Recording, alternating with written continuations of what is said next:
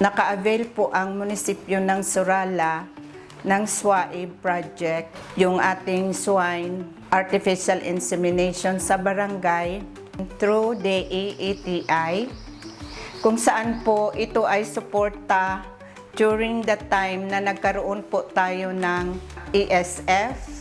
Support po doon sa ating mga backyard swine raiser. Ako po si Ma'am Josephine Portugaletti. Andito po tayo sa Municipal Demo Farm ng Surala, kung saan po makikita ang ating swine artificial insemination sa barangay. Po yung pinaka-opportunity na munisipyo kasi po yung na-avail po naming SWAIB project is large scale at saka po marami po kaming ma-serve na mga babuyan, hindi lang po sa munisipyo ng Surala pero sa mga neighboring municipality as a whole po sa region po. Magandang araw sa lahat, no. Ako po si Dr. John Christian Argamosa, Veterinarian 3 and Livestock Coordinator under Office of the Municipal Agriculturist led by Ma'am Josephine C. Portugalete, and I am currently the coordinator and the supervising veterinarian of the Swine Artificial Insemination sa Barangay Program or Project 2.0. So basically, ang SWAIB project is to produce good quality semen from genetically selected boars, no, from PIC. Meron tayong 10 boars na landrace coming from the PIC nga. And mainly, we have the semen processing center and artificial insemination project. After receiving the 10 boars last September of 2025, initially hindi pa talaga mga junior boar pa kasi yan eh.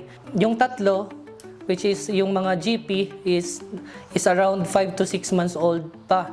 And yung mga terminal boars natin is nasa 7 to 8 months old, I think. May adjustment pa or yung tinatawag natin na acclimatization and yung pag-train pa sa kanila. So, pag-produce tayo, first na produce natin is around last week of January 2026. And na-commercialize natin yan last February of 2026 pa lang. Ang proyekto na po ito, ang Swine Artificial Insemination sa Barangay Program or Project is pinapagalaw and minamanage po ng magagaling and well-equipped na mga trabahante. To give you a background, no, Surala has around 90 to 95% backyard hog raisers. We only have around less than 5% na mga semi-commercial to commercial hog raisers or the pig farms. Yung information dissemination ng ating project is isa yun sa naging challenges natin.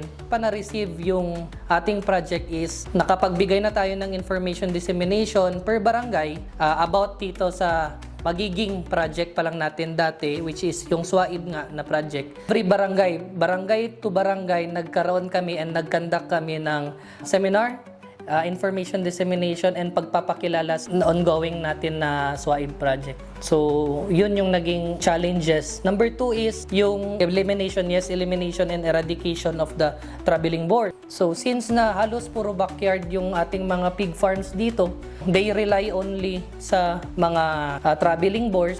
And may mga commercial dito na nag-AI pero the cost itself is medyo mahal talaga. Nasa around 1,500 per bottle talaga or per service.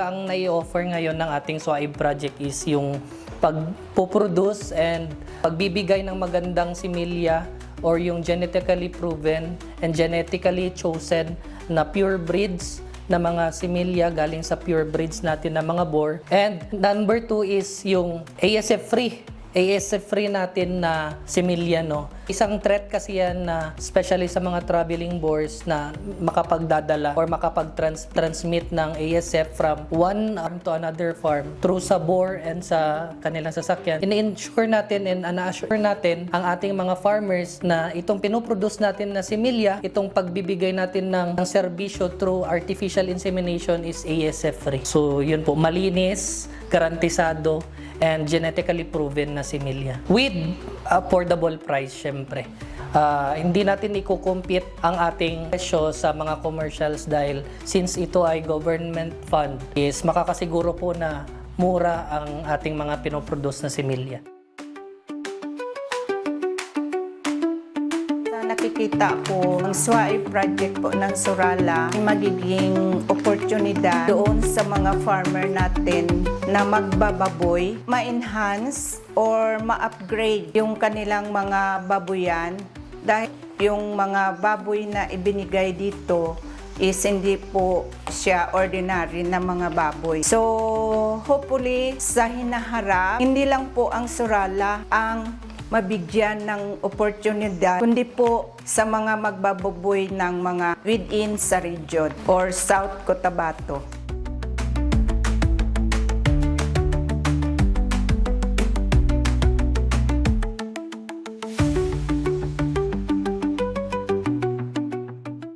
Kaya isa sa mga challenges nun is yung doubt and malaking question mark din sa mga hog raisers since na nasanay na sila sa conventional or sa traditional na boar service, no, halo mixed sinasabi or naging experience, meron din naman din nakapatunay na okay talaga ang AEI or ang artificial insemination. Ang focus namin is maliwanagan sila through AI, ano ang benefits nito, and kung paano natin ibangon ulit ang hog industry sa Surala galing sa ASF surge last 2022.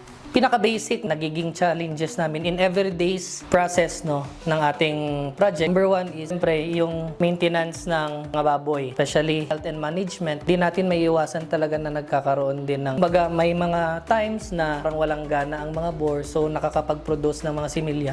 Pero at the same time, so ini-ensure namin na yung vitamin supplementation, yung healthcare management is very urgent. Halimbawa, nagkakaroon ng problema is na-address agad. Number two is yung availability and sustainability ng boars. Isa pa yan siya sa ina-anticipate natin beforehand pa para hindi na maubusan ng pagkain, hindi maubusan ng supplements ang ating mga boars. Yung mga pinaka-minimal lang na na-encounter natin na mga challenges.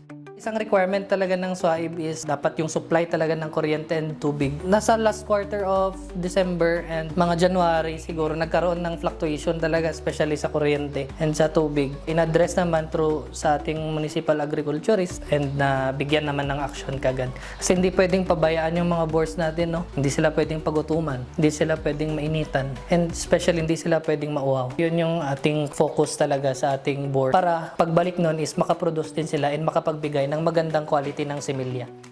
Ang project na po ito ay through ATI, Region 12, and ang personal po is nakapag-training and nahasa po ang kanilang skills, ang aming skills sa pagbababoy, sa pagpoproduce and pagpaprocess ng similya through the ITCPH or the International Training Center for Pig Husbandry sa Batangas. Sa lahat po ng magbababoy ng Surala, sa mga munisipyo or sa Region 12, pwede po tayong makipag-contact po sa Surala sa pag-avail ating artificial insemination. Dahil po ang artificial insemination ay pure at talagang ang expected po natin na production is hindi po yung kukunti. In case na kailangan ninyo yung mga artificial insemination sa inyong mga nanay na baboy, so punta lang po tayo dito sa Surala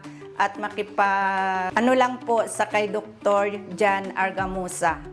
Nagpapasalamat po talaga kami sa OMAG dahil po ang aming Mayor, Pedro Cano M. Matinong Jr. at ang aming pong Vice Mayor, Honorable Harold B. Islabon, ay talaga pong nagsusuporta sa mga proyekto na ibinibigay po ng iba't ibang ahensya.